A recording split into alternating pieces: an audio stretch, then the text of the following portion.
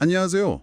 오늘 저희가 같이 들여다볼 자료는 1950년대 한국 사회의 그 맨 얼굴을 정말 과감하게 보여줬던 영화죠. 신상옥 감독의 지옥화에 대한 결들입니다. 당시로서는 상당히 파격적이었다고 하는데요.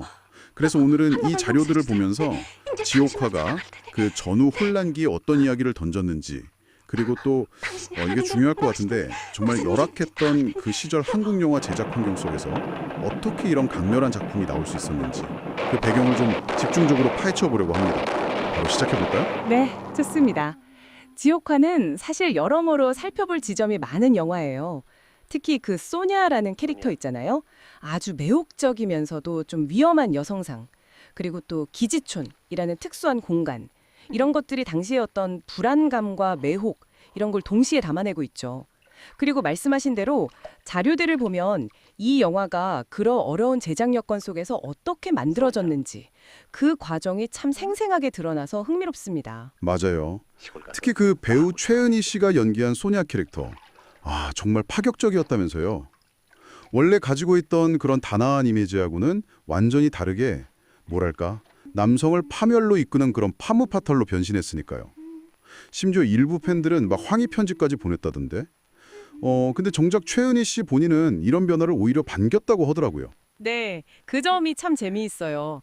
소냐는 어떻게 보면 당시 막 들어오던 서구 문화나 어떤 물질적인 풍요 이런 것과 연결된 존재처럼 보이면서도 동시에 그 좀 과감한 성적 매력이랄까요? 그런 게 기존의 남성 중심 사회에는 상당한 불안감을 줬던 거죠.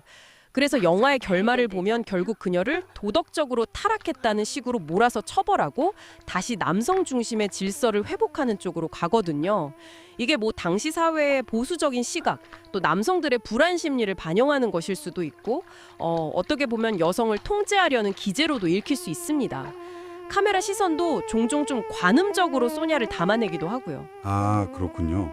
그런데 이런 캐릭터나 이야기 말고도 영화 속 장면들도 굉장히 인상적이었다면서요. 그 미군하고 기차 추격하는 장면이라든가 아니면 되게 화려한 댄스홀 장면 같은 거. 오락적인 요소도 꽤 많았다고 들었어요. 그렇죠. 그런 장면들이 그냥 단순한 볼거리가 아니고요. 당시 사회 분위기를 아주 효과적으로 보여주는 장치들이었어요. 예를 들어서 그 기차 추격 장면은 근대화의 상징인 기차를 통해서 스펙터클함, 또 그 현기증 나는 속도감 이런 걸 보여주면서 동시에 그 시대의 불안정함 같은 걸 담아내는 거죠.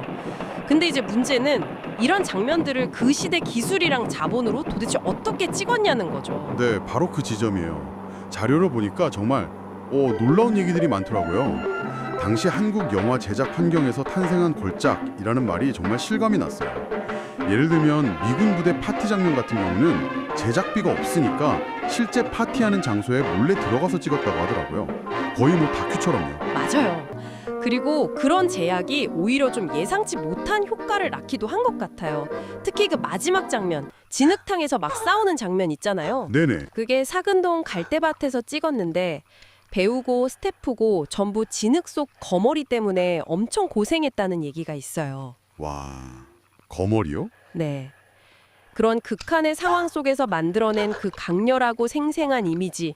이게 어쩌면 아주 잘 닦인 환경에서는 나오기 힘든 어떤 처절함, 절박함 같은 걸 담아내면서 영화에 힘을 더 실어준 게 아닐까 싶기도 해요.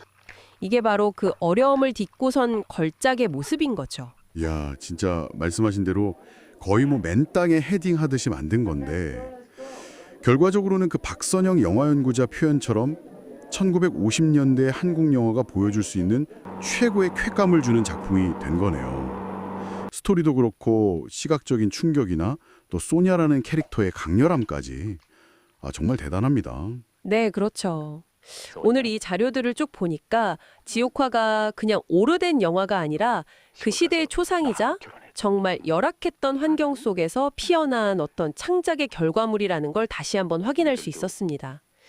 전후 한국 사회의 욕망과 불안, 또 서구 문화의 영향, 그리고 무엇보다 그 모든 걸 가능하게 했던 영화 제작진들의 집념 같은 게 느껴지죠. 맞습니다. 참 험난한 조건 속에서도 이렇게 빛나는 성취를 이뤄낸 지옥화의 이야기를 함께 따라가 봤는데요. 여기서 마지막으로 한번 이런 질문을 던져보고 싶어요. 혹시 지옥화처럼 우리가 그냥 명작이라고 알고 있는 다른 많은 고전 영화들 속에도 이런 제작 환경의 한계나 어려움이 오히려 예상치 못한 창의성이나 어떤 독특한 질감 같은 걸 만들어낸 경우는 없을까요? 때로는 자원의 부족이나 기술적인 제약이 전혀 새로운 표현 방식을 낳기도 하니까요. 한 번쯤 생각해 보시면 재미있을 것 같습니다.